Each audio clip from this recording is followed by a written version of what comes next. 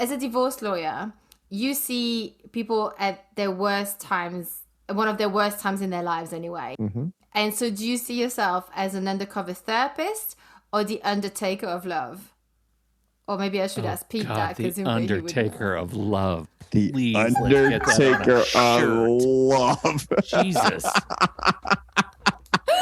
We're changing the name of the show. God, can I rebranding? See if I can register that domain. Everything.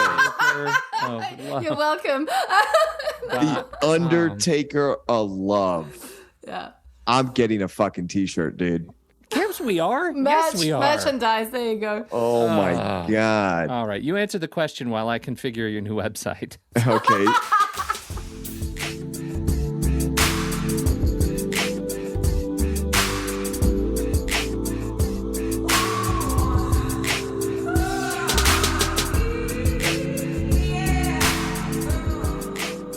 Welcome back. We are on today with my guests Pete and Seth on the Tour for This Shit podcast. I'm your host, Angie Sorensen. So today was so filled with giggles. Honestly, you should see my outline when I have so many notes on there to adjust the sound because my laugh is too loud. Those two are very, very funny. And I really hope that you get to enjoy them as much as I did listening to them. And so basically today is with Pete, who's a podcast producer, and Seth is a divorce lawyer who's about to get remarried, by the way. We talk all things love, divorces, the oddest items ever fought over in divorce settlements, what makes for a good relationship, what love is, basically what they've learned over the years from their podcast, which, handles divorce, and from Seth's profession as a divorce lawyer. So it was such a lovely conversation.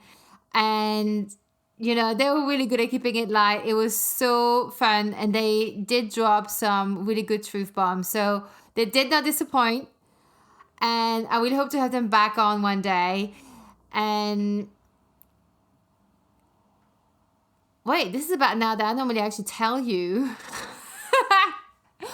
about don't forget to share this podcast.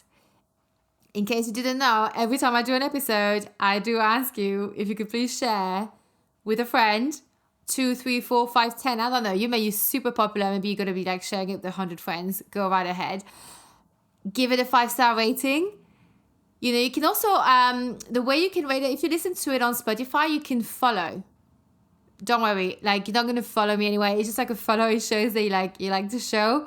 All of these things really help to just help this podcast grow. Mama needs your help, okay? It has been incredible. Every time that you share or rate and all of these things, it really does make a big difference. So if you have a second and you haven't done it yet, hit subscribe, hit follow. It is free to do so. Leave a review, do a 5-star rating, share with friends. And, I really mean this. If you have questions or thoughts from this episode or any other ones, I want to hear from you. I do respond to it. You can message me directly on my website. Just go to angie-s.com/contact. I've put the direct link in the show notes. And yeah, just get in touch. And if you want to support the show any further, I've put in a donation link below. It's never expected, but always appreciated. So there you go. So look, let's not waste any more time. I want you to enjoy Pete and Seth. So without further ado, please help me give a big, warm welcome to them. Let's begin. Welcome, Pete. Welcome, Seth. Thank you so much for joining me today. So glad to be here. Can't wait. I've been excited all day. I think it's the fact that you can actually use colorful language. That's why you're excited, Seth. Oh, hell yeah. Yeah. I'm actually genuinely really happy to have you on because I have listened to your podcast and I think it's a really, really good podcast. It's really funny. It talks about divorce and all those things, but you guys really keep it fun and interesting and useful, and you really lean in onto the topic, which I really love, and your chemistry is just magical. So I really can't wait to talk to you about all things love, disaster, divorce, quirks, and hope. So before we dive in, please introduce yourself, where you live, and what you do. You go first, Seth. Oh, no, Pete, I insist. Oh, man. Okay, fine. I'm Pete Wright, and mostly I just follow Seth around. I am a podcaster. I live in Portland, Oregon, U.S., and which is on the West Coast. And we've been doing the divorce show for, I don't know, what, 3 years, 4 years, somewhere. We're going into season 6. I don't know. You're in charge of keeping track of that, Pete. I don't know.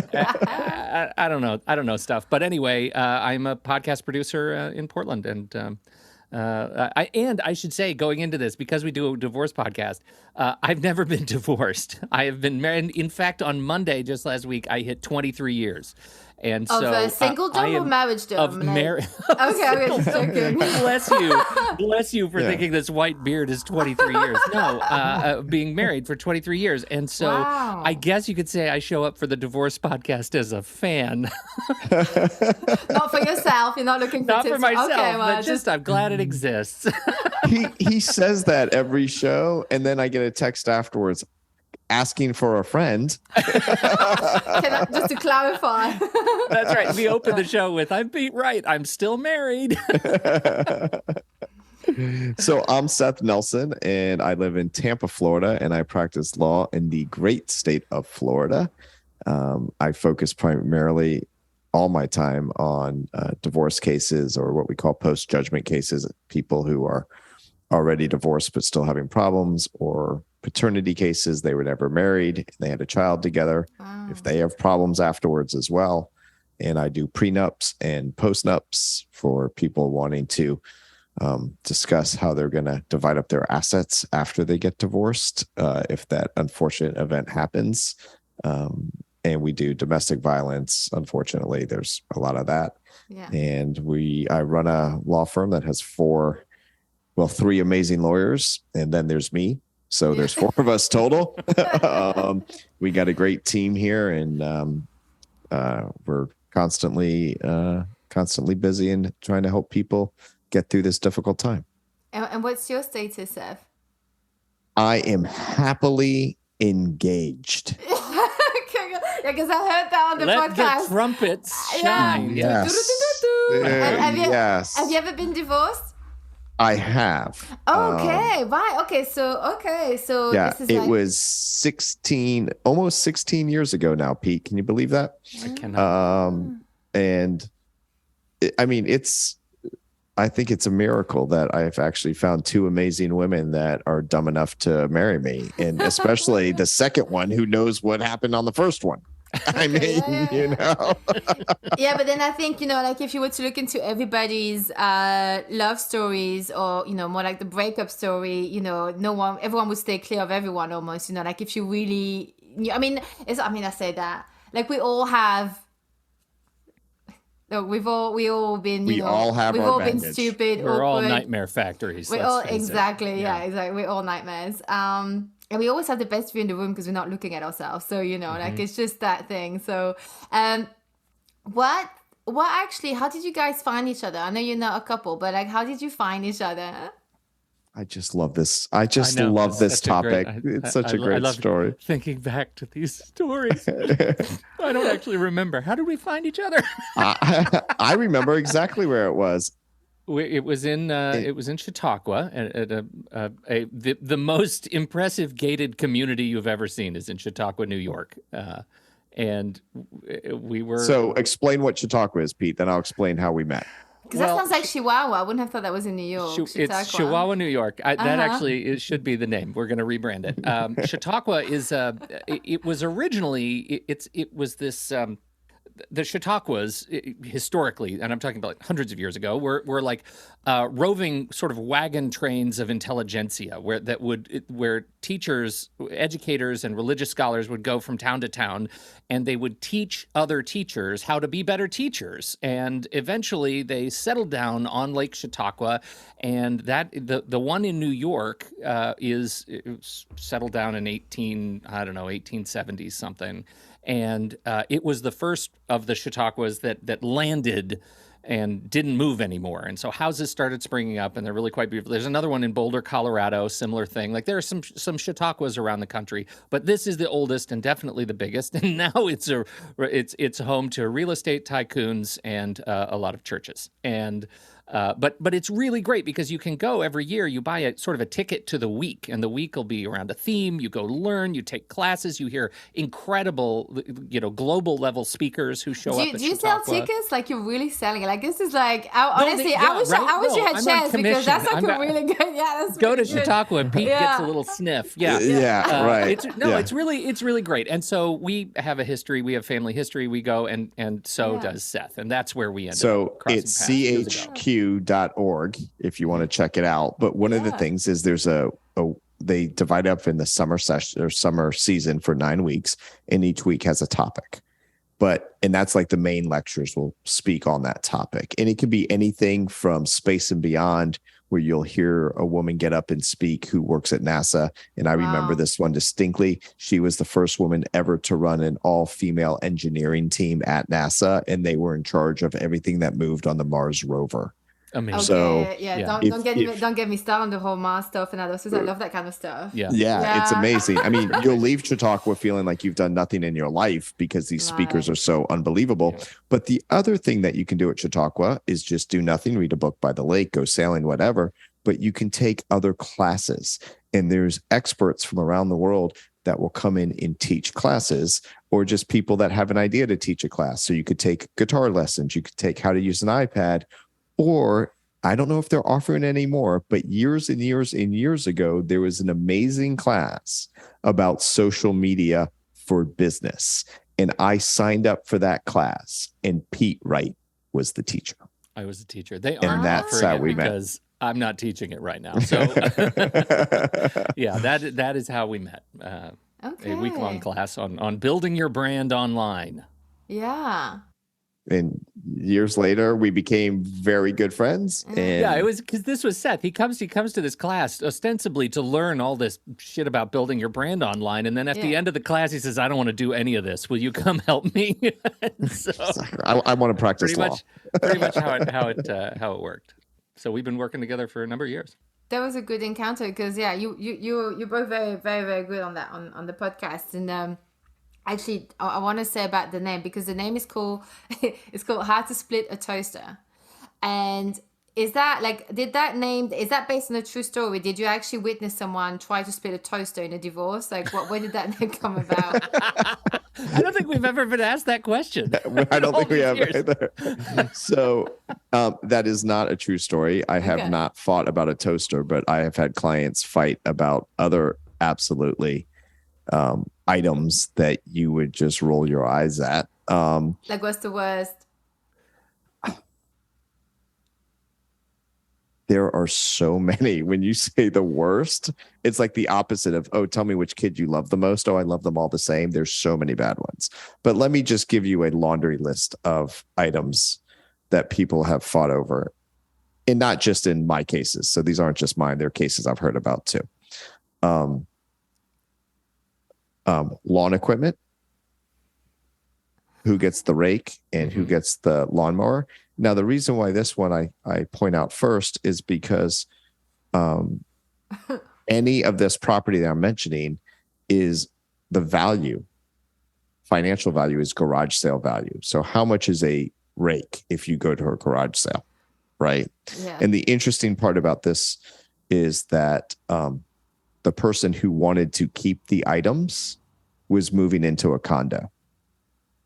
Where they would not need them. They just didn't want the other person to have it, right? I've mediated over pets. We've gone to trial over who gets the pet. Yeah, but that I can understand. Like, do you have an emotional attachment? There's the emotional attachment. Yeah. I get it. In Florida, they're personal property. They are the equivalent of a rake. That's right. Exactly. They are. Yeah. Way to lose. Oh yeah, wait for our Wow. Twitter feed to blow up on that comment, Pete. Nice. That's right. Hey, please send all your requests to Seth Nelson.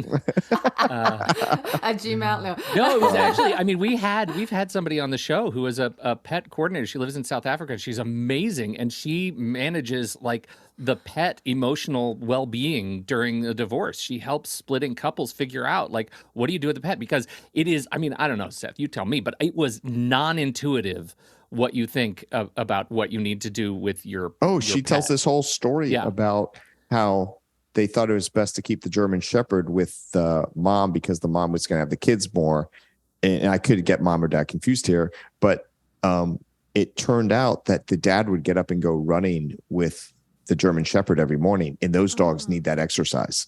And the dog was freaking out, had all these behavior problems because the dog wasn't getting the exercise. And they realized it was causing more problems, not being a source of comfort for the children. It was a source of stress because like the pillows were torn up or whatever the case may be. And then what they did is when they went over to dad's house, the dog was great. It was everyone what they remember the dog and being loving and caring, even though they didn't see the dog as much. It was a better experience because the dad was getting up and running with the dog every morning because he was a jogger. And so it's that type of thing that you just don't think about. And literally, she's like, you have to look from the pet's point of view. Or the one where people think like, hey, you know, we have this lovable, awesome dog, and it's really the kid's dog. So whenever the kids go to one house, the dog goes with the kids, which is disastrous for the dog. Like it's absolutely disastrous for the dog. Yeah, very confusing. And so it's great. Those kinds of stories are amazing. Yeah. There's so much you don't think about. Yeah. Any like, because the thing like you mentioned, obviously, because like the dog, like I feel like I can understand how that would be like, you know, that's so much more complex way of like you can't divide that asset, or you know you can't buy yourself out of the emotional attachment, or I mean maybe everyone has a price, I don't know, but it's a but like a very, let me tell you. My son does not listen to this podcast. He's 18 and he goes, Dad, it's about divorce. I find this stuff boring. I said, okay, that's fine. Because now I'm going to say all sorts of shit about you that you're not going to know about. Right? Yeah, good. And I have told him if I could just get a price for someone to pay for take these two dogs that I'm like going to be stuck with when you go to college. And he gets so mad. And I'm just pushing his buttons.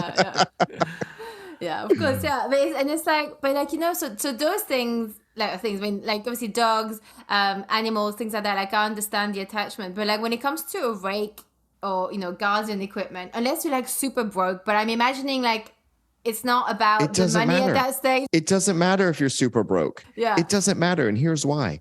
Because you are paying me to write a letter to the other side about wanting the rake. And at my hourly rate, you can just go fucking buy a new rake. Yeah. Well, yeah. It's never about the money. At least one, for sure. Yeah. I hope so, Seth. No. $2 an hour. No, because then what is it about? Because I remember this is like going back years and years and years ago, and it was a really painful breakup for me. It was a bit of a pathetic story, but it was a painful breakup for me at the time. And I remember I was so obsessed. It's not even a divorce, and I didn't have like. I just had like a box worth of stuff at his, and he had like a box worth of stuff of mine. Yeah, so that's it. But I remember I was really obsessing about wanting to get my shampoos back. Shampoo, which is ridiculous, but they were very good shampoos. And I remember I was like, how good of shampoos were they? Really? I know. That's the thing. It wasn't. I like the shampoo. qualifier, right? But it was a really good shampoo. Yeah. And the thing is, like, I remember I knew it wasn't about the shampoo or the cost, but it was my thought was like, I didn't even know if there was I didn't know if there was anyone else, but I was already imagining like he'd like start hooking up with someone or meet someone and they'd come over, and I was like, I don't want that bitch using my shampoo. Yeah, that was the thinking pattern in my mind, right? And so I wonder, like, when people are arguing over like a broom or a rake or something stupid like that, what is it really about? That's right. It's very rarely about the item. Yeah. Unless it's like an armoire you got like and you inherited. Yeah. Yeah. Well, right. Exactly. But it's power. It's control. It's not seeing the big picture. It is about emotional attachment.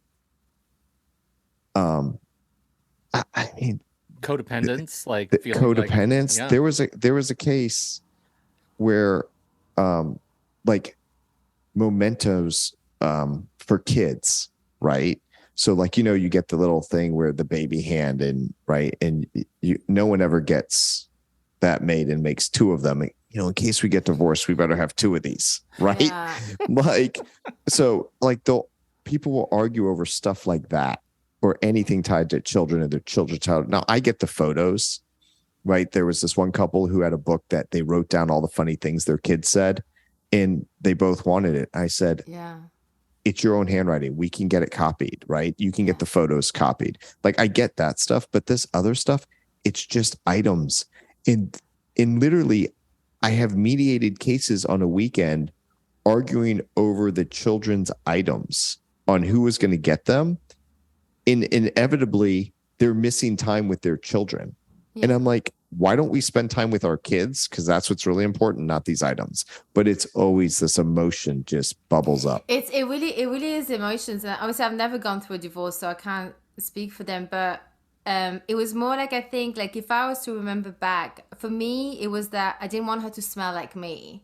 Or like with the shampoo. I didn't even ask for the shampoos back, by the way, and I never got them back. It's not like it's obviously so stupid. But so I can't even imagine like with divorce, like, and with children, I mean, things like that, I understand, like you'd want to have those memories. But like you said, you could just photocopy it, right? And then problem solved.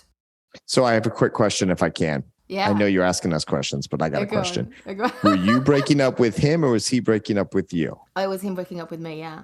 Yeah, because then that's harder, right? Because you still want to say it. Because if you're breaking up with him, then you want to drown him in your shampoo. That's right. That's what I was thinking. I was like me. Yeah, exactly. Yeah. Exactly. See, it's all about perspective. Yeah. But like I say, like obviously, like we now.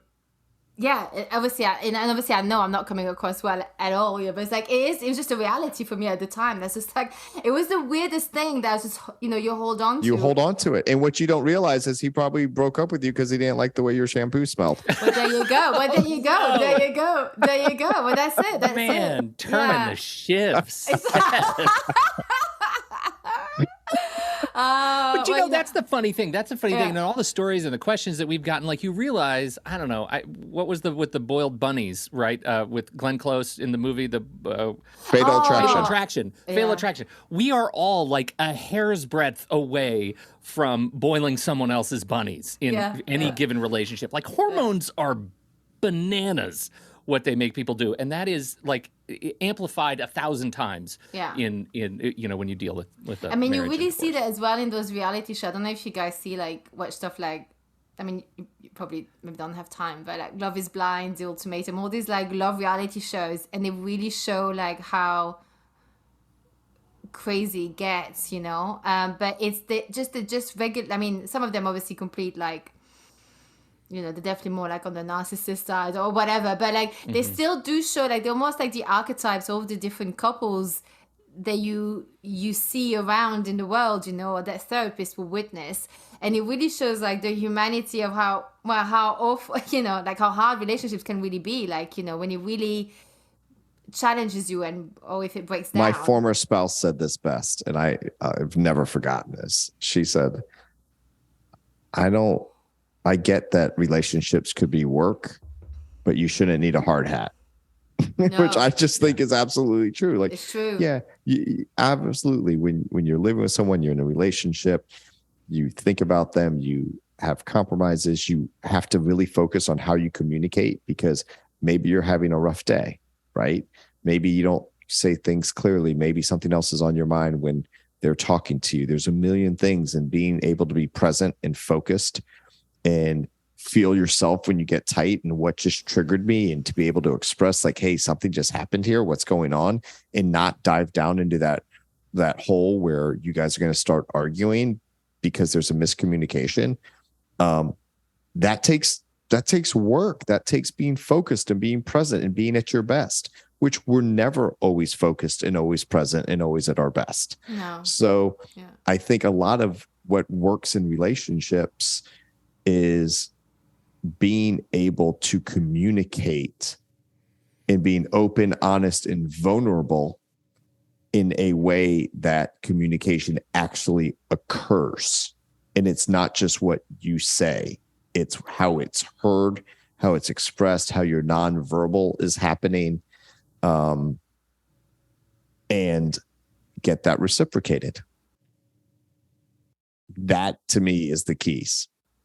It's funny. I just spent a week with my mom, and my mom she's a recent widow. My dad died 6 months ago, and so this was the first trip that we got to sit down and like tell stories about dad that didn't end in knee-buckling grief. And so we started thinking about, like, she started talking about marriage, and she was married 53 years. And she started telling me all the times that their marriage was really suffering. Like, they were really struggling over 53 years because it's a roller coaster, right? It's up and down. Every relationship is up and down. And she said at one point she went to her marriage counselor. She said, I fucking hate him. I hate him. And she said, I don't love him. Right. I don't love him. I don't love him. And the marriage therapist said, oh, that's right. Okay. So you think marriage is about love then, right? And I was like, well, what else is it about? And she said, no. Love is what gets you together. Love is what gets you into each other's pants. Love is not what keeps you together. What keeps you together is entanglement, right? That your lives and hearts and minds are entangled. And once you're entangled like that, the degree to which you stay together has nothing to do with love. It has to do with the degree to which you can appreciate each other through the hardest times. Mm-hmm. And at some point, people are no longer entangled. They're straight lines again, and they're moving in the different direction. But if you're entangled, you can move in and out of love and lust and like and all of those things, and not be in a state of divorce level crisis. And I thought that was really interesting, coming as a guy who felt like he was meeting his mom for the first time after 50 years, right? That she was opening up about some things that I'd never heard from either of my parents. Yeah, I like that approach, though. I mean, I think that meant something to me. Yeah, I mean, it's almost like it sounds like almost like first of all, I just want to say like I'm sorry, because that's a tough time to go through, and also to when you watch your mom grieving, that's really rough. But it's like it sounds like what the therapist said to your mom. Like, it sounds almost like that there was the entanglement. It sounds like almost, there's a mixture of, I think, like growing in love because you get to really know someone and you share something with them, and if you can actually go through hard times together and be vulnerable. And there's also this other side where you're a little bit pot committed, like, like you're in there for so long, like you're not just gonna, I think maybe that's maybe like the trick that we're missing maybe in today's age with social media and the dating apps, is that you don't have to be pod committed. Like, you're not pod committed until, like, there's so much choice that people don't go through this. Well, that's one of the reasons that prenups and postnups have a higher rate of divorce statistically, because you're not pod committed. You know exactly what you're getting back out financially. Yeah. And that's you see, but and that's like and so like, this is the most awkward time to but I can see I just got like notification. I forgot to upgrade my Zoom, so it's gonna cut off if I don't. Yeah, so it just. I was noticing that. Can you see left. That? Yeah, and I was like, I pressed continue. So sorry. Quick, get all your ideas in quick. You have 8 minutes. I see what you're meaning now. I never even saw that on the top. Wow. So I was trying to discreetly go, oh gosh. I said, let me just press place order. This should have my card. So this is like, if not, Pete has your credit card information. The meeting now has unlimited limits. There you go. I got the alert. Nice. Congratulations. Okay, perfect. Yes. Yay, we're all upgraded. Okay, all good. Yeah. So it's that mixture of but I think there's still love. Like, how the more you invest in someone or something, the more attached or love that you feel, right? So is love. Well, there's all sorts of philosophies. There's all sorts of philosophies of love, right? Yeah. There's the one philosophy is that there's two souls that come together, right? And so that's why you have this searching and stuff that people go on, and all these fairy tales and Disney movies are all about that, right? It's finding your better half or your other half. But they stop at the wedding. They don't actually tell the story after. Yeah, exactly. Yeah. Right, exactly. Yeah. There's no Disney on divorce, right? No. I'm waiting for that movie to come out. Yeah. What's that? What are the famous Disney movies? And it's like after it's like Snow White and Cinderella. Yeah, and it's like all at the very end of their marriages when they're just with each other. Cinderella is getting the horse. Or I don't know. My God. They're empty nesters. Mr.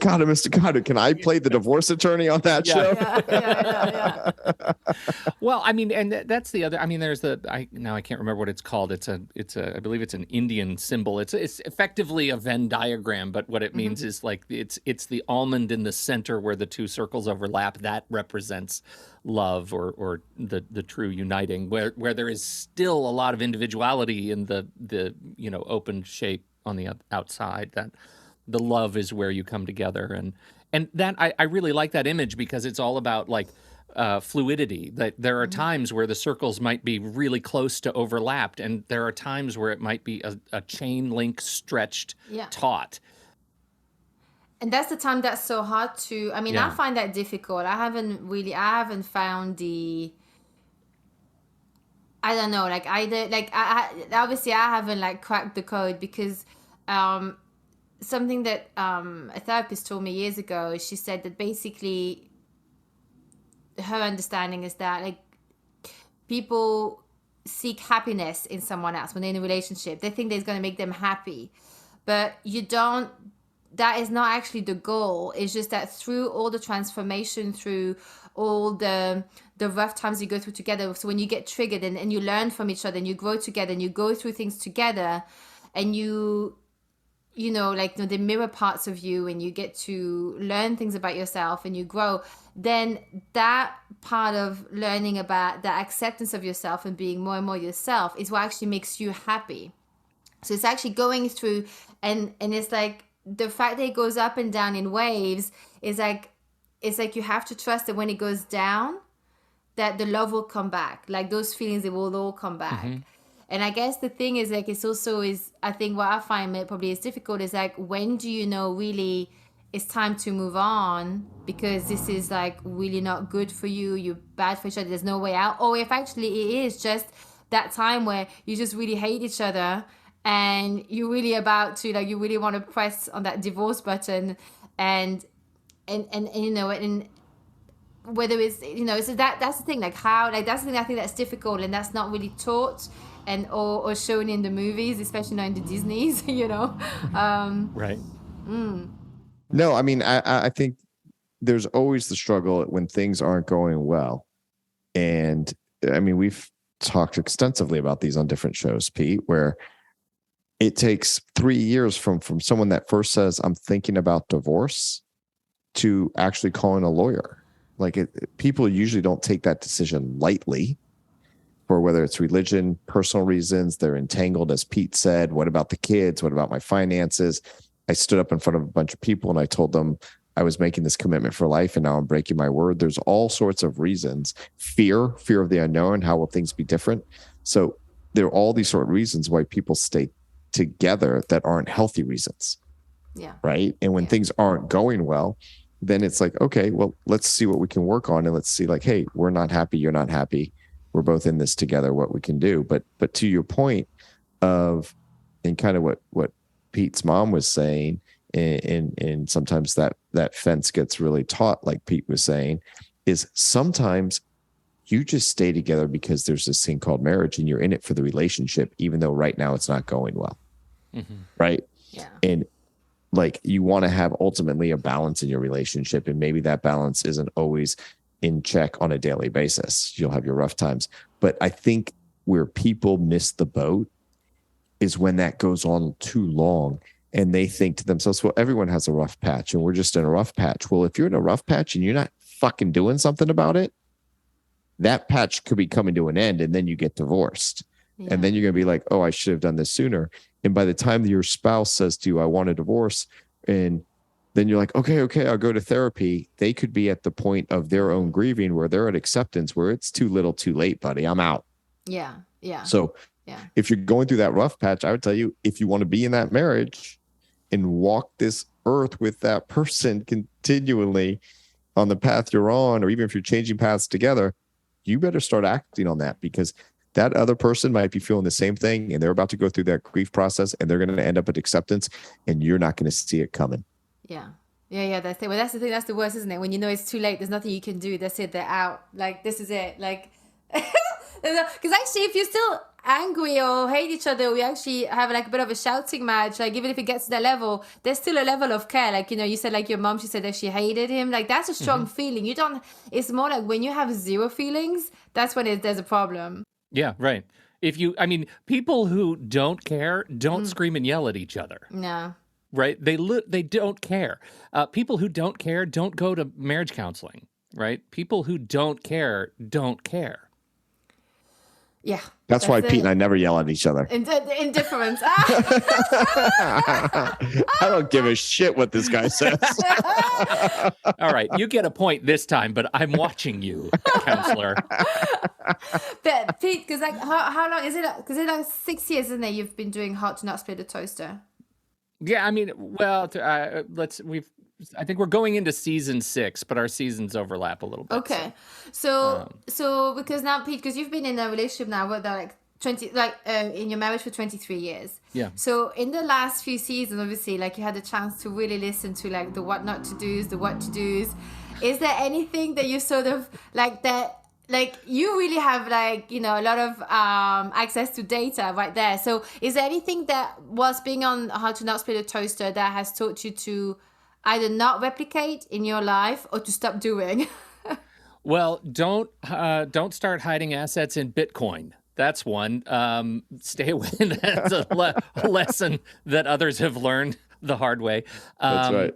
Why Bitcoin in particular? Well, we just did an episode on digital currency. We had somebody come on to talk to us about alt currencies and about how the things that break marriages up around these things are when people start hiding shit in Bitcoin and then losing value rapidly, and that's really a dangerous thing. No, you know, I mean the serious stuff, because I mean we could talk about the like, you know, don't have a second family. That's one. Long ago, I think in our first season we talked about a story where a woman she had a husband who worked really hard, and like every 2 weeks he was gone for about 2 weeks, and it was a hard job he did, and it turns out like 6 blocks away he had another family and 2 kids in addition to the 1 kid that he had with his current wife. So like the only way she found out is because her mother hired a private detective to follow the guy around, and he would get his suitcase together and he would get in the car and he'd say, "I'm off to the airport," and he'd leave and drive 4 blocks to the next house. Like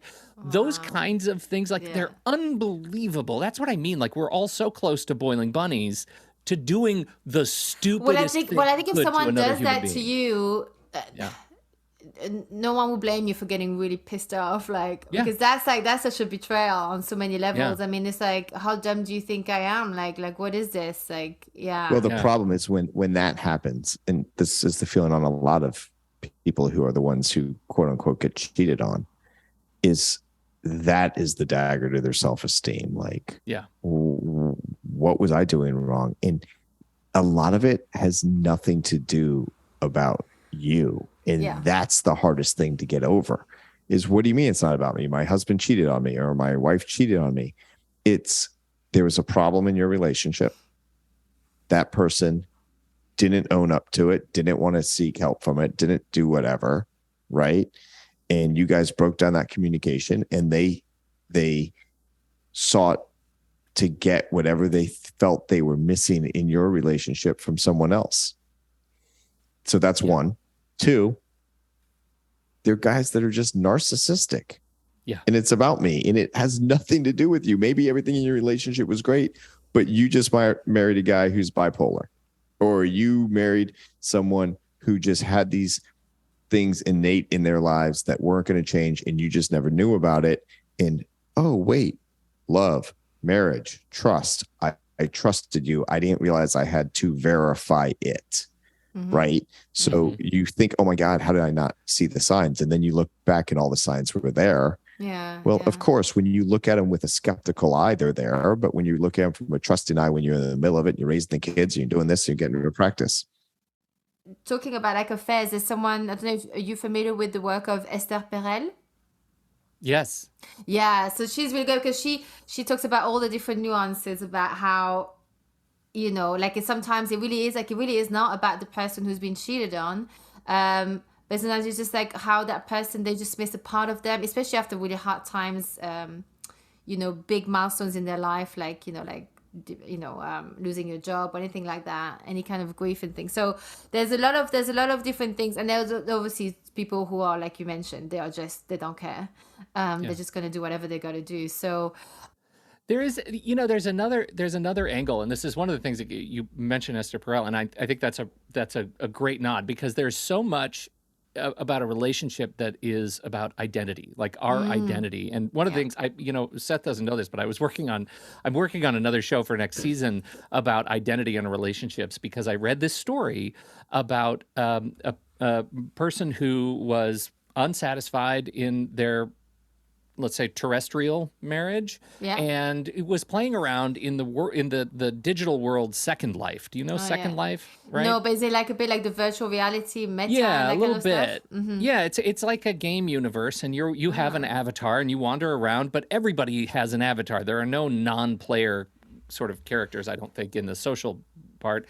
But this individual started messing around in Second Life and playing, and it's like First Life. There are bars and strip clubs and all kinds of sort of prurient homes on Second Life, and ended up meeting another avatar and fell in love and got Second Life married in Second Life with a little avatar priest who performed a Second Life marriage in Second Life. So now this person was First Life married and Second Life married, and decided to keep the Second Life marriage.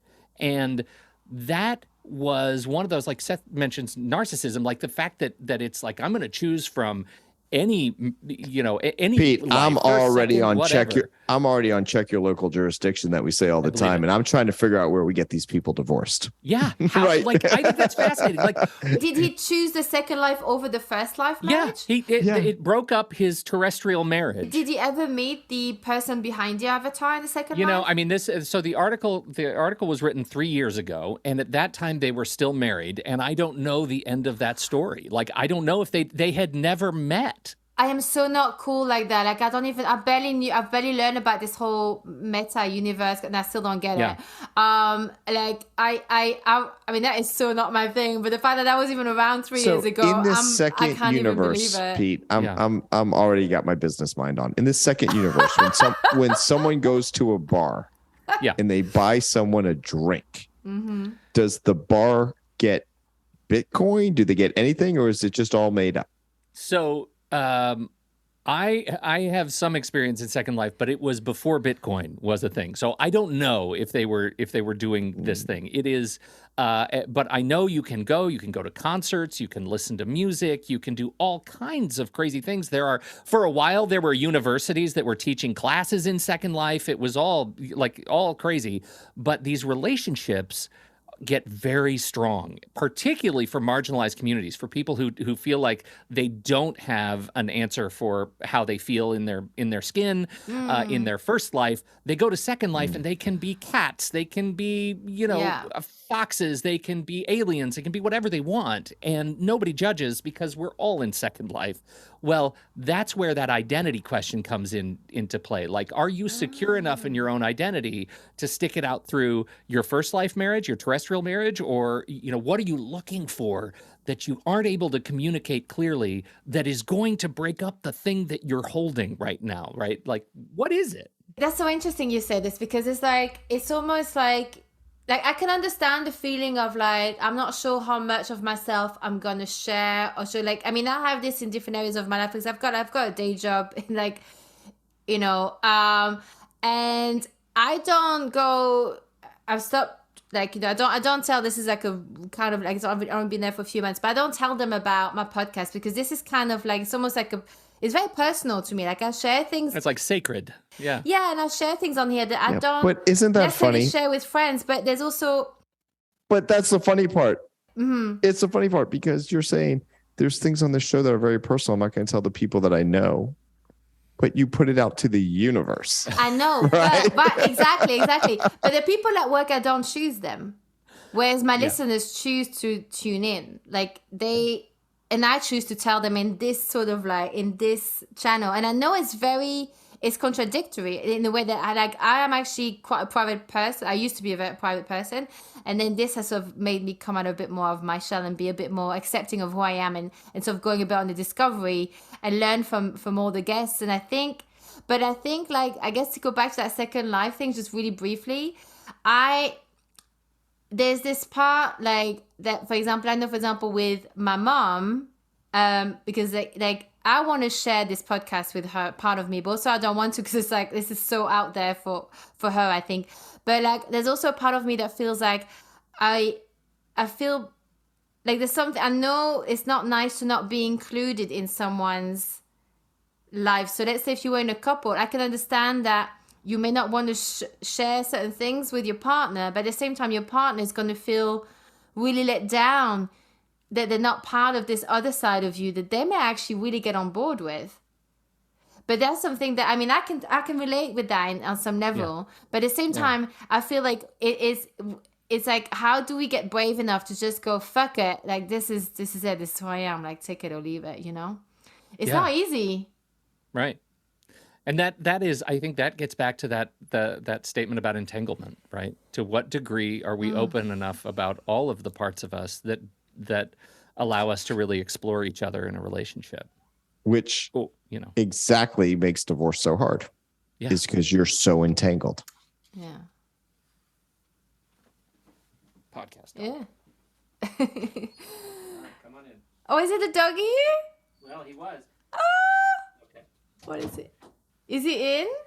He was just mad that I wasn't paying attention to him. He's standing in the hallway with a sock in his mouth, just saying, "Look at me, just give me some attention." Yeah. So. Oh, I love dogs. Now I know what I need to do to get Pete's attention. Let's say put a sock in your mouth. On the door with a sock in your mouth. Yeah. He's a little dog, and sometimes on laundry day he'll show up with like 3 pairs of socks in his mouth, and he'll just like throw them down at your feet. He's disgusting. He's a filthy animal. Dogs are disgusting, but I still love them. I love them. Yeah. What are you gonna do? But then again, see, dogs, they really show all of themselves. They really give zeros. Like they give zero. They fucks. give like, zero fucks. Yeah, that's the and thing. same with cats as well. Dogs. And I think that's why we love animals so much. Like, and babies are the same. They're just like everything. They're just like little Buddhas. They just let everything hang out. The rolls, they poo, they scream. Like they're just, they're just there. They're just present. I mean, they're completely unaware, obviously, but right. No self-awareness. But yeah. Awareness of other people. They never say, how are you doing today? But but we love them. We just can't help it because it's just themselves. So like obviously, so those were like the really big things to avoid, right?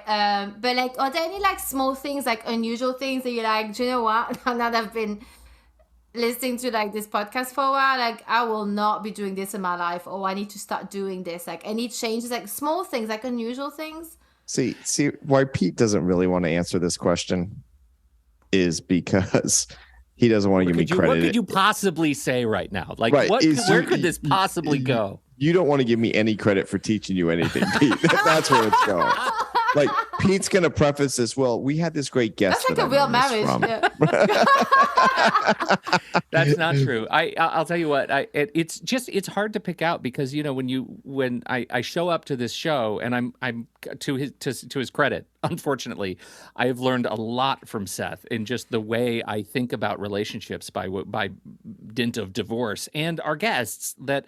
I don't know that there's any one thing that really jumps out at me because I talk about it all the time. I feel like especially when we're in season production, we record a show and I'm immediately, like my wife also works out of our house, and I immediately go into her office and I start jawing. She's on the phone and I'm just start talking and telling her about what we just went through, like what we just heard from this couple or from this attorney or from this, how they do things in England as opposed to the United States, like just the way they think about relationships and the law. It's all like integrated, Pete, like, does she listen to you when you tell her all that stuff? No, she doesn't pay shit. She doesn't care. Yeah. That's how you stay married. It's all me. Yeah. It's all for me. Yeah, that's right. No, it's the opposite of entanglement. Together.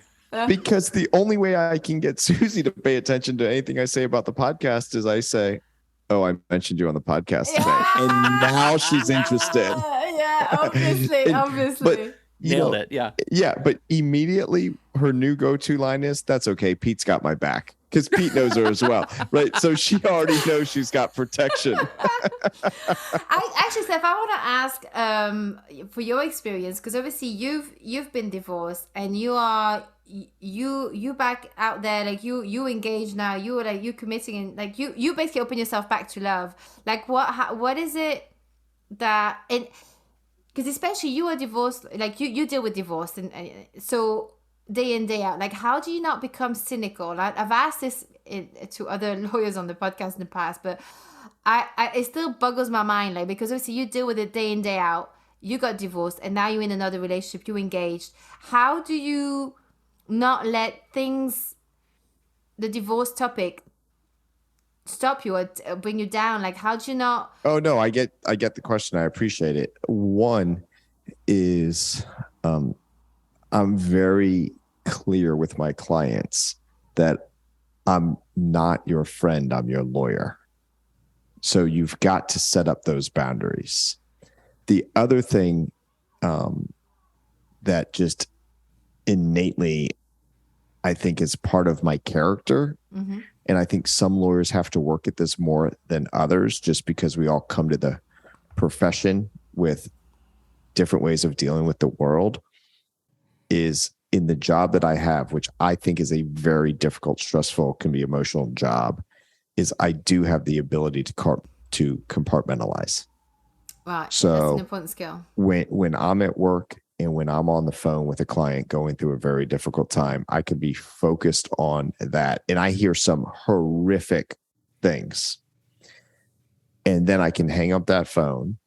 And if my son calls me, I can be dad.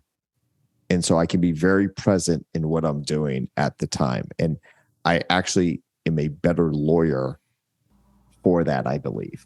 Yeah. And I'm a better dad, and I'm a better, partner in life, and all the other stuff that I do, that I can compartmentalize. Now, yeah, do we get bad rulings from judges?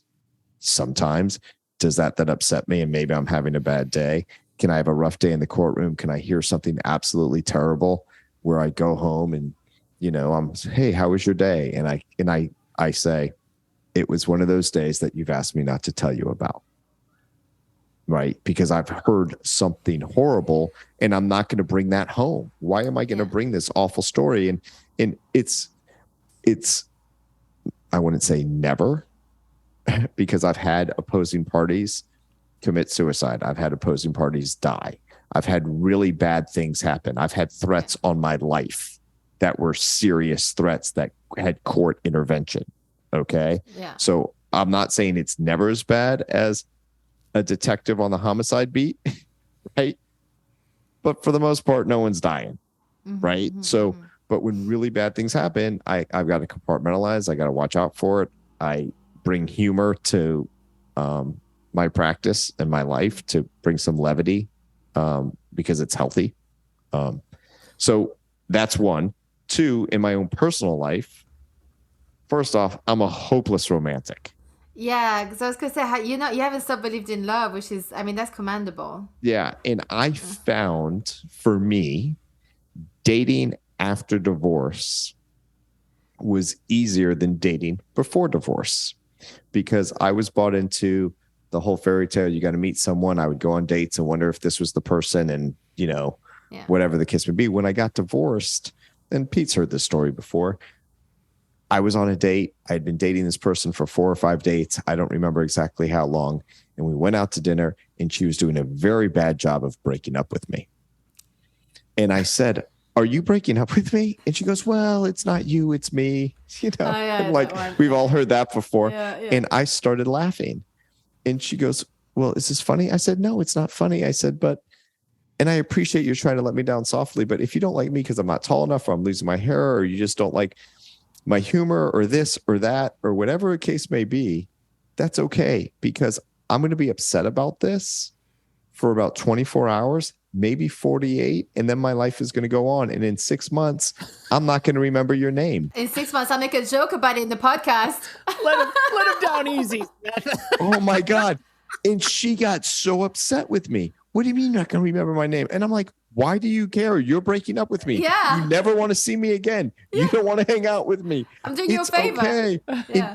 And the last time that I broke up with someone or was being broken up with, when I was getting a divorce and I was worried about my kid in the house and where the kid's going to go to school and the money.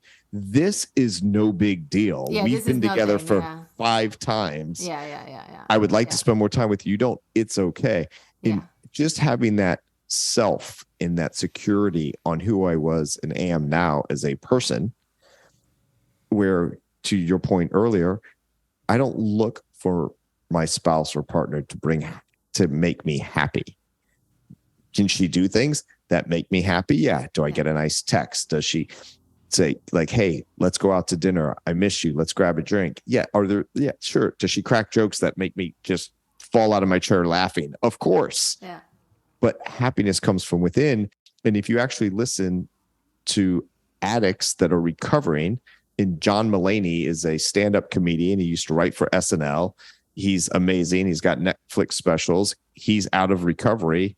I saw him for a second time live because my son's big into comedy and we all went. I love comedy too. And he ended his show with, listen, if you want one lesson in life, your spouse, the car, the drugs, none of that brings you happiness. It comes from within. Yeah. And you've got to find it in yourself. Yeah. And I think that's how I am able to go live my life and compartmentalize what happens at work. And I'm not saying I never have a bad day and bring it home. I'm human. But that's how you have to make it happen. You said something, I wasn't actually going to bring it up, but like, it just, now that you said all of this, like you said something on the podcast, I don't know if it was you or Pete, like one of your more recent episodes where you said that actually when people say, oh, they'll never, after a divorce or a bad breakup, so they'll never get married again, or they just won't do this again. It's not because they don't want the feeling of love, of like, you know, like the amazing feeling when you are with someone, like, you know, like you said, like you crack up, you're laughing, you hang out together, it's a great time. But it's like going through the hell of the pain, like, and you mentioned obviously the divorce, it's a divorce podcast, but even like for someone like me who's never been married, like it's just the pain of the breakup. I remember this conversation. I think Pete said it's like childbirth, right? Women always say, I'm not having another kid, right? That sounds like something you'd say, Pete. That sounds like something I would, that sounds like an entitlement I would take. But it's like, that's the thing, is like you said, like it's just they don't want to go through, it's the pain. It's not because it's not the love that people don't want to experience. It's the disappointment, the this, right? So, but yeah, I mean, it's, I think it's amazing that But you've touched on it. The leading cause of divorce is marriage. I mean, that's what it is. That's it, yeah. Well, this is it. That's it. Well, and also like saying I'll never fall in love again or I'll never get married again. It's also horseshit. Like you don't know that you're never going to get married again. Like how many people do we know who had a serious relationship, broke up or got divorced and said, I'm never doing XYZ again. Yeah. And within 5 years, they're married. Like it's just like hormones are stupid. They don't have opinions, and you just don't know when you're going to walk into somebody who totally rocks your life. Well, that's the nice surprise of life. Like you can't really plan. There's always the unexpected. You just can't foresee or plan that stuff. Which to continue Seth's point is the silver lining of divorce. Like the silver lining of divorce is another relationship, right? If you're not happy, there is a future out there for you somewhere else, right? Yeah, like for sure. it really could be. So a friend of mine's son was in a long-term relationship that ended. He was kind of talking him through this, and he said something that was brilliant. This, kid in his 20s, or young adult, I should say, is being counseled by his father, and his father told him, you're one step closer to finding the person that you might be with. For a longer term relationship the rest of your life, because while you're in that, if it wasn't going to work, you weren't opening the doors to other potential relationships and other potential experiences, whatever the case. And I think that's Pete's point, and it's well stated, that you have to look at your life as a journey, right? Yeah. You're just one step further on the path. And it doesn't mean that, hey, you had a great time with this person. You'll always look back on the good times with fondness. And that's what I try to do. Yeah. I've had relationships that obviously ended. Yeah. But it doesn't mean that I regretted the relationship. We had a good time for the time that we were together. And hey, it didn't work out, or maybe it was fine and we just went our separate ways, and you move on. Yeah. There's definitely a lot of growth when you go through when you go through a relationship that's challenging, or it was really good and then it ended, or whichever case it is, but there's always something to learn about yourself. And that's the main thing, isn't it? Like, and then you have some memories with someone. So I wanted to see, yeah,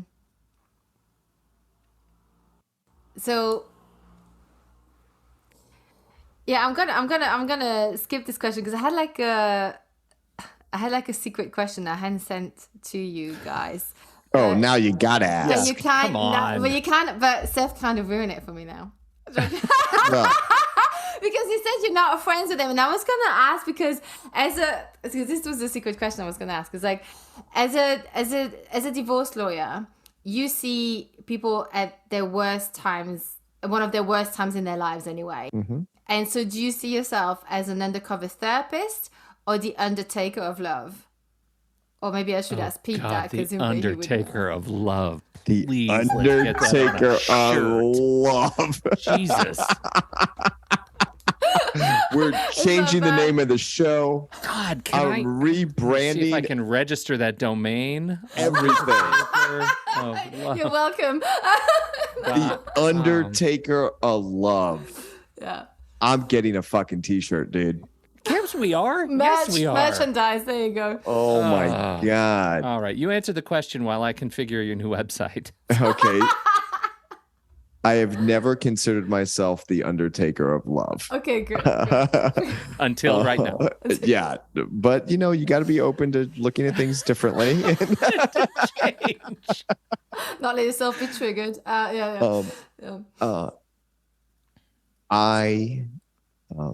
To answer your question directly about counseling, I really like the term, and it's used more in England, I think, where it's attorney and counselor at law. And there certainly is the counselor portion of what we do.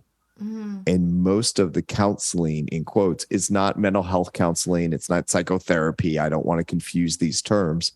It's counseling people and giving them advice and counsel, right? Yeah. So I get a series of information from my client. I understand the law. I compare that information to the law. I do an analysis. I come up with a legal opinion, and I give legal advice. And then I counsel people on how to implement that advice.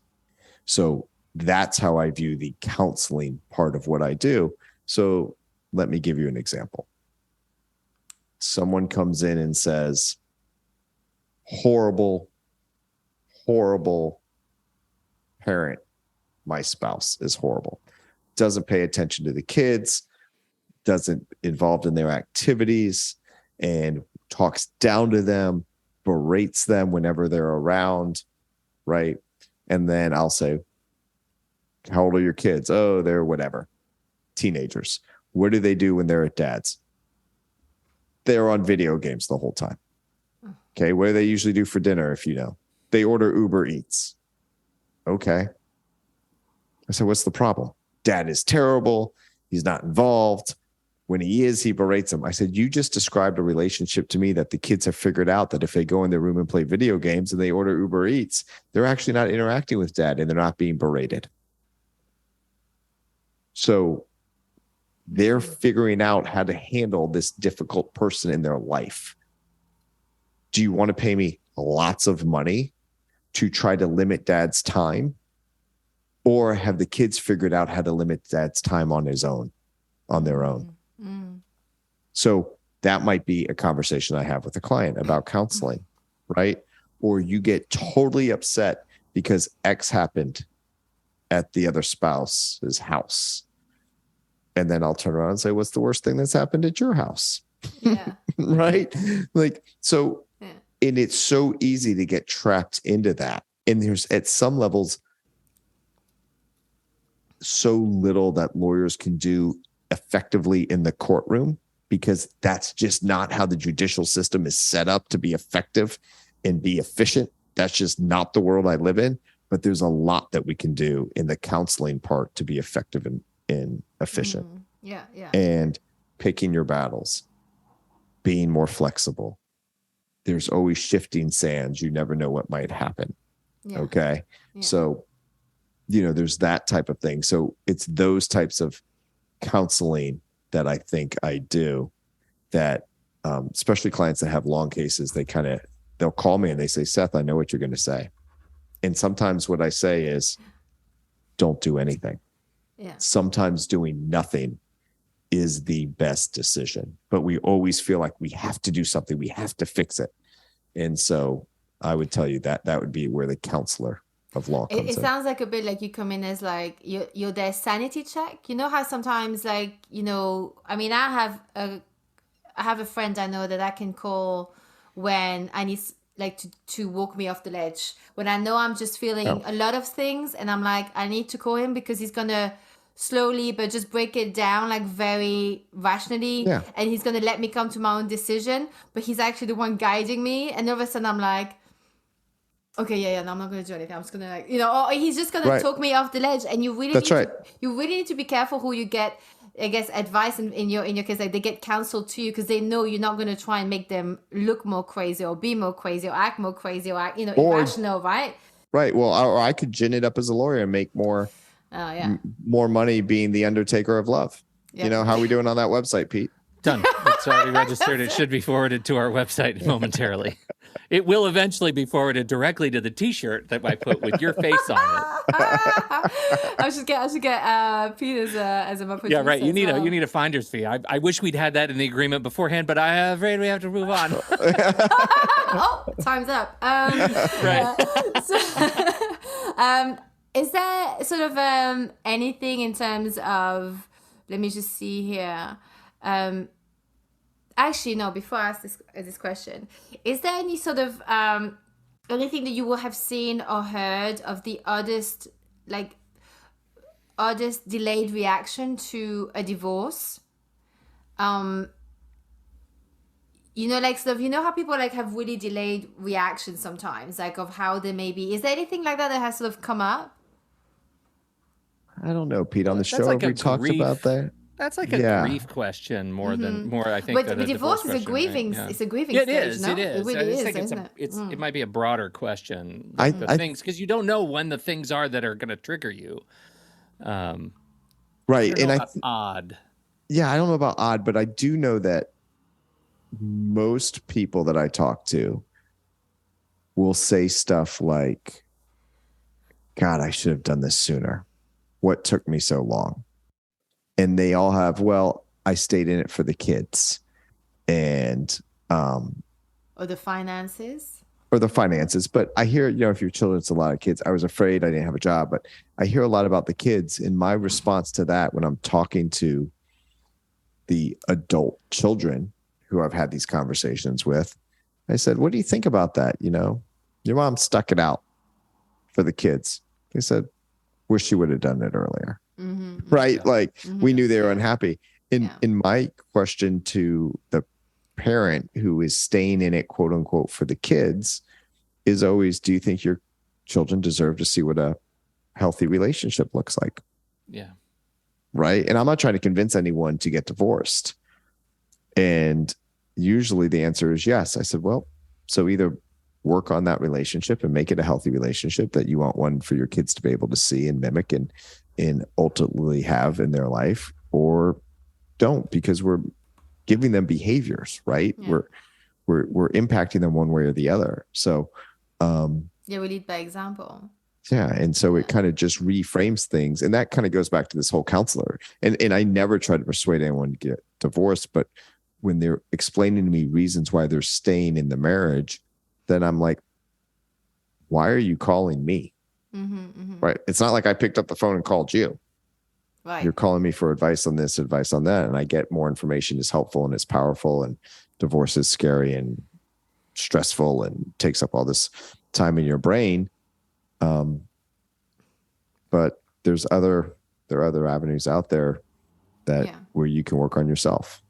It's interesting, isn't it? Because I guess it's more like it's easier after the fact to go, I should have done this sooner, because in the moment you don't know if it's like, am I showing them how to stick it out through rough times and to come out the other side, or like really showing you an unhealthy relationships, right? Yeah.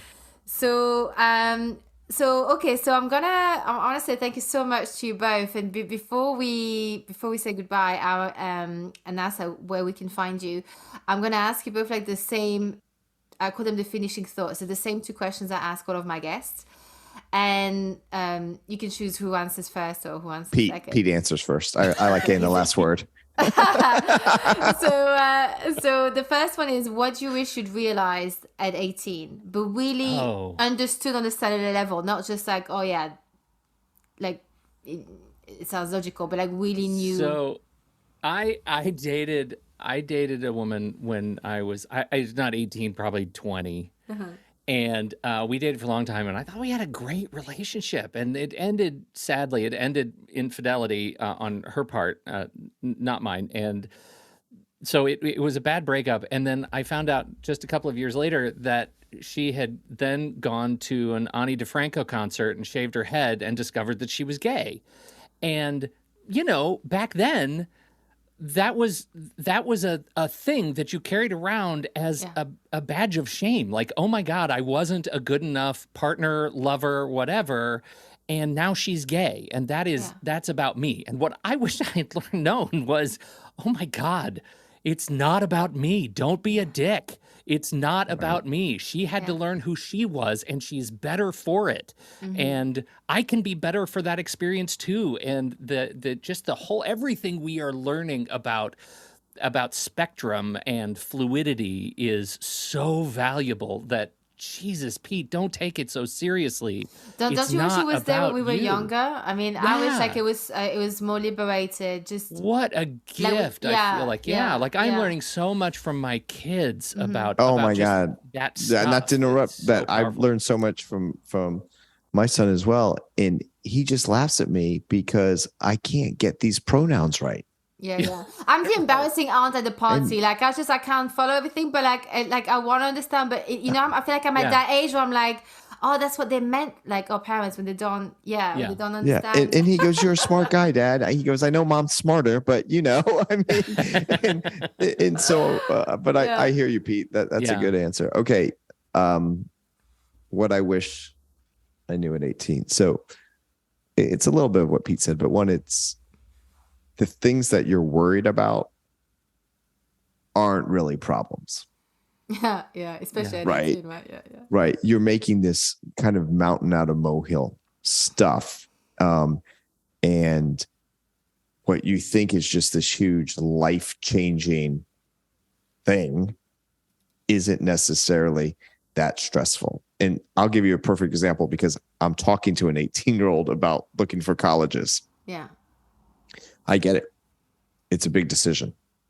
But I'm also telling him, you're at the ice cream store and there are no bad choices here. Right? Yeah. Like that's really what's happening. But you put all this pressure on yourself, and it's and also I think talking to my 18-year-old self about like what's really important, right? Proper financial planning, living within your means, being focused. God, I know. Right. Do you really need to have that third shot at the bar? I don't think so, right? Shots are wicked expensive now. Like when I was 21, it was not a big deal. That's a thing. So you interrupted me, so I get a turn to interrupt you. Yeah. It took me a lot of years to actually get mindful and thoughtful about having strong opinions about things. And I had to go through this sort of discernment process where somebody would say something to me and my instinct is I should be fired up about this. And I'd have to stop and say, do I really care? Yeah. Do I really honestly, authentically care. Because once you do that and you realize there's a ton of shit I don't care about, I don't need to care about it. I don't need it to be a part of my stress. I have enough stress already that when you stop, then you have more room to actually think about the things that do matter in your life. Yeah, pick your battles, right? Yeah, it really is. But it's hard to do. It's not instinctive. And we live in an extremely reactive cultural moment right now. And it takes practice to not care. Yeah. About the stuff you don't need to care about. I mean, it is. I find it hard to just witness all this. Like, it's highly reactive and people are really joining like the end of spectrums. Like, it doesn't matter which side you're shooting from or or whatever topics. And I find like the irony is that often like people who are so, to me, feel so extreme and they can't even talk, they're not listening. They need you, Seth, for the mediation. I got you out of office the other day. I said you were in mediation all day. That's what the world needs, is mediation. And it's like people they're not talking or listening anymore. It's like everyone is evil and that's not how we build. We need to listen to each other's stories. Yeah. Even you may not like where someone is at, but they're there for a reason. And that's, the second question I ask is, what stuff do you not put up with anymore? Okay, Seth gets that one first. What stuff I don't put up with anymore? Negativity. If I've learned, partly through the show and partly from what I do, is that when people have negative reactions towards me, most of the time it has nothing to do with me. It has whatever's going on with them. Yeah, they're not talking to you. Yeah. Right. I can say something crude, or I'll make a joke. One person will laugh, one person will find it offensive. It's the same joke. Yeah. It's the same joke. Yeah. So how people respond has nothing to do with me. Yeah. It has to do with how they're hearing it in their moral and social compass or whatever they're going on in their lives. Right. Mm-hmm. So, negativity to the point where I really believe that lawyers should work together and try to solve problems. But when I have a lawyer who doesn't do that, is unprofessional, and I've learned this over my time, and I got this once where this lawyer actually sent me an kind of the non-apology apology email, right? And then asked to go out to lunch. And I said, well, I accept your apology, but I respectfully decline having lunch. And someone came up to me later and said, I can't believe you didn't go have lunch to try to calm things over. I said, I don't enjoy this person's company. I find them negative. We had this negative interaction. Everybody was there that saw it, had the same views that I had. They were unhinged. I don't have time, and it's hard for me to make time for the people that I love and care about and want to spend time with. I'm not wasting my time with the people that I don't. Yeah. And as I think you get older and you get more secure on who you are, and I deal with conflict all day. And ask anyone around, I'm not adverse to conflict. If you want to go, let's go. Yeah. Okay. Like I'm a litigator. You want to tee it up? That's fine. But I just don't like the negativity and will. It sounds like it's more like the mind games. Like it sounds like, because when you said like you phrase like the non-apology apology, it's that thing where you just know something is not sincere and you're like, I'm not playing that. It's not. Yeah. It's not even. Yeah. Mm-hmm. Yeah. And so another example of this, because I know Pete's got like a long answer, so I want to outdo him because it's always, and Pete tells me this after every show, Seth, we're not in a competition, but if we were, I'd be winning. That's what Pete tells me. And he's right. Okay. Let's be shit out of you. You're not even in the show anymore. Exactly. And you're right. 100%. See, now I forgot what I was really going to say. It's another win for the Petester. All right, Pete, the floor is yours. So what was the question? What stuff do you not put up with anymore? Apart from Seth, apart from Seth, yeah. He's just been fired. Man, don't eat so much sugar or corn. The inflammation will kill your joints.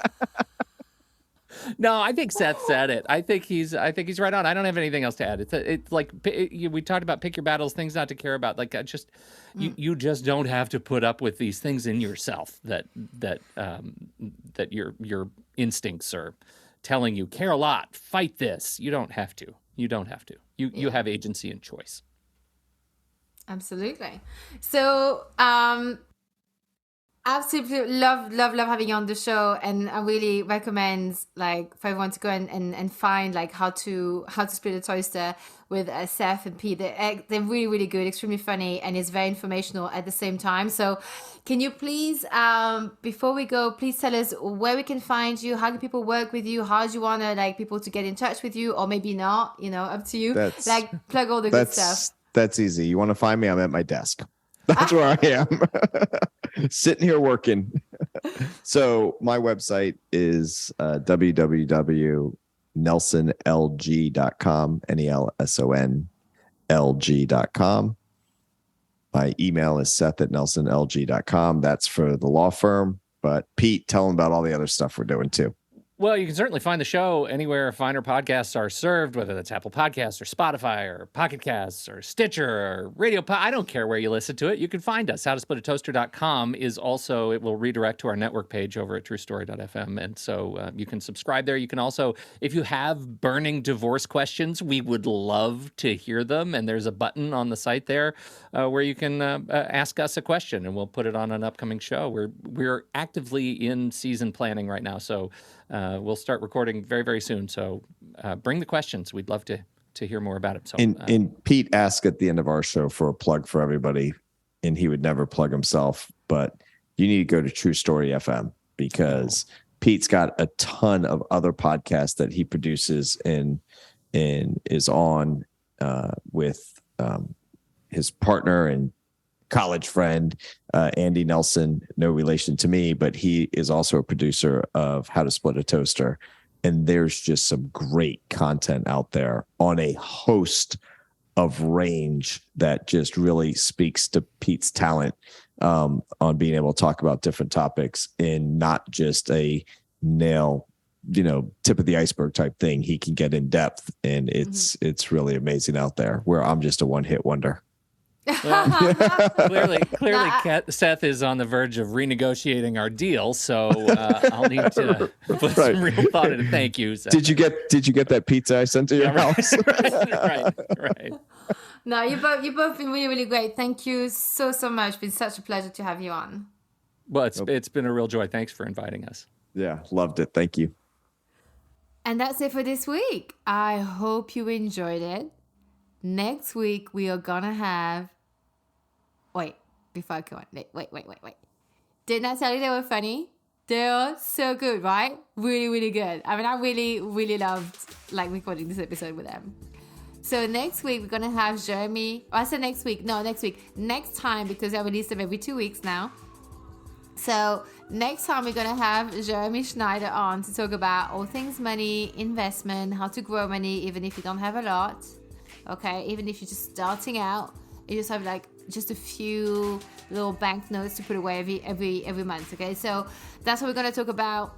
I got him on because I heard him on the Life is Bloody podcast, and I was really impressed with what he had to say, and he was just very reasonable, and all the things he says seems to be really doable. So I got him on, and look, he's incredible, and so I'm going to leave it there. You're going to have to listen to it next time. And look, if you have any questions or thoughts about this or any other episodes that you heard, do get in touch. You've got my contact link in the show notes, which is on my website, angie-s.com/contact. If you want to become a podcaster, go visit my other website, which is learnpodcasting.online. And if you want to support the show, I've got a little donation link down below, which is on my website, which is angie-s.com/donations. Thank you so much for listening. And until next time. Using health inappropriately.